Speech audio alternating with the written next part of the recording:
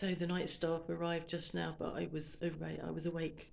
I've had some sleep, so I was ready for them. Had the light on, and and I asked her if she knew why I was still here and going, what was happening tomorrow.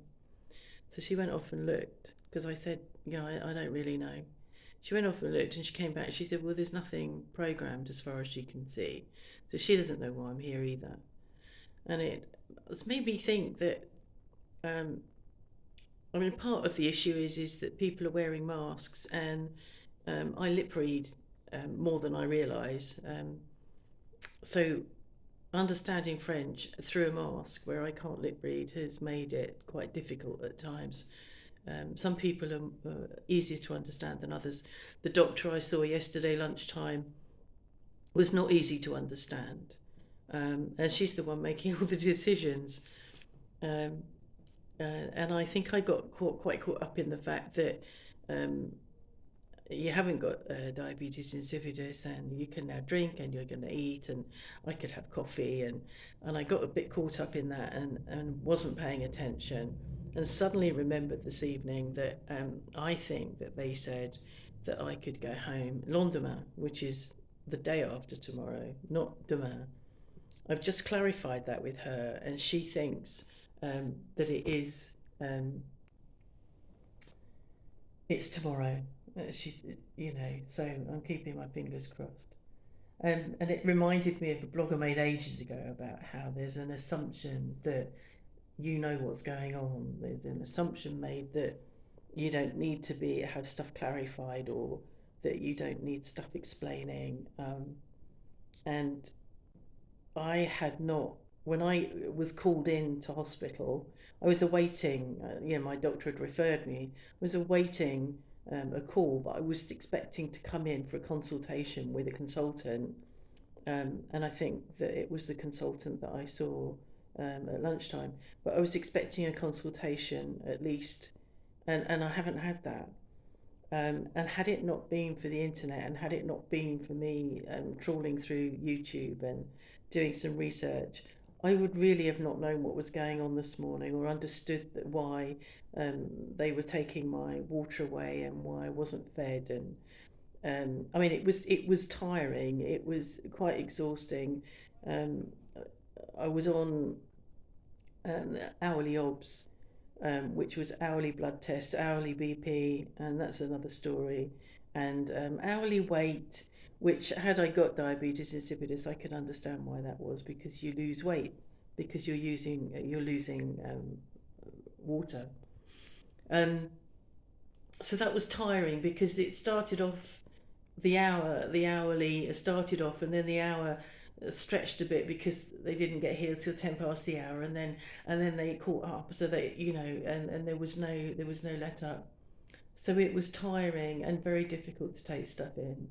um, there's a problem with the nursing here is very different, and I noticed it years ago when I had my carpal tunnel surgery.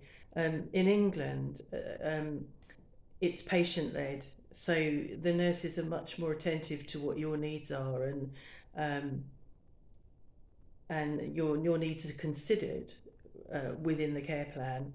And here it's much more nurse led. So I find, I mean, they're lovely, but I find that they're a bit oblivious sometimes to their how um, how they're treating you. Or I had a care assistant. I was sitting on the scales because she was weighing. No, I was sitting on a stool because she was doing my blood pressure or something, and she was leaning over me to write on the board. Um, so there was um, a lack of respect of my boundaries, and a lack of even realizing that she was sort of, leaning against me practically. It was it's interesting because I trained as a nurse, so and have trained people about respecting people's needs and being aware of people's needs, and not projecting your own needs onto people's needs. So it's quite interesting in that respect. I got to change hands again, and I keep touching the lens and covering the lens, and I'm sorry, but I'm getting a hand ache. Um, so yeah, there's an assumption that I've known what's going on and I don't. With the doing my blood pressure, it's an automatic machine that they just have to put the cuff on my arm, but they're putting the cuff on my arm wrong, and it's really painful. You're supposed to put the cuff above the elbow, and meant to make sure it's done up correctly. But what I'm getting is they're putting the cuff around my elbow, and not doing it up tightly, and consequently the machine then pumps up much more than it needs to. So twice today I've been in quite a lot of pain and said it's hurting, although I don't know how to. I do know how to say that, but at the time I couldn't think of the words, and it's like it's really difficult to get your need get heard. But tomorrow, if anybody comes near me with a blood pressure machine, I'm going to just refuse. I'm going to say no. um, because my blood pressure's fine. I don't, again, with diabetes insipidus, your blood pressure can be affected. I haven't got diabetes insipidus.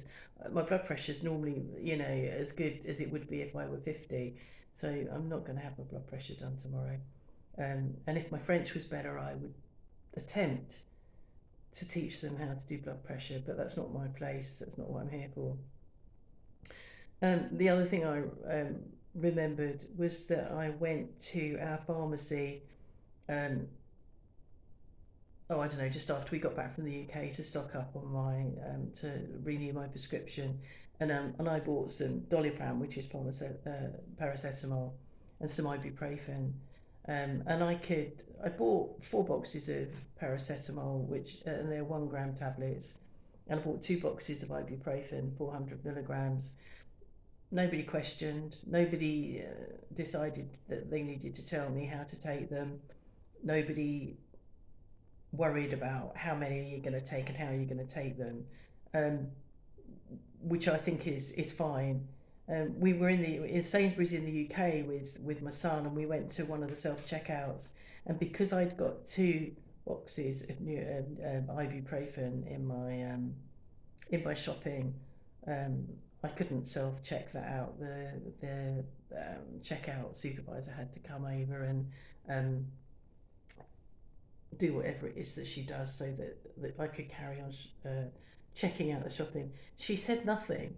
It was absolutely a pointless exercise, and the whole crap in the UK about you can only have 2 boxes of paracetamol or whatever is absolute crap, because anybody that's determined um, to take an overdose will just do a trawl of the supermarkets or the chemists, um, and pick up what they need. It's absolute crap. So yeah, that's me. That's me. And I'm hoping that what I heard today, yesterday, because it's now 20 to 1 in the morning on. Oh God, I don't know what day it is. Is it Friday? It's Friday. Um, yeah, I'm hoping that what I heard was that I'm coming home today and not tomorrow. There's no point in me being here any longer.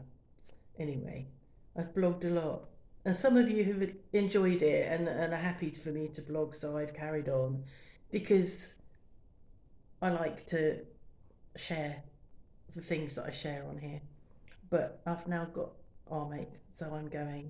I don't know whether I'm going to go to sleep yet. I don't feel tired now after my 2 hours. Okay, we'll let you know if I get released tomorrow.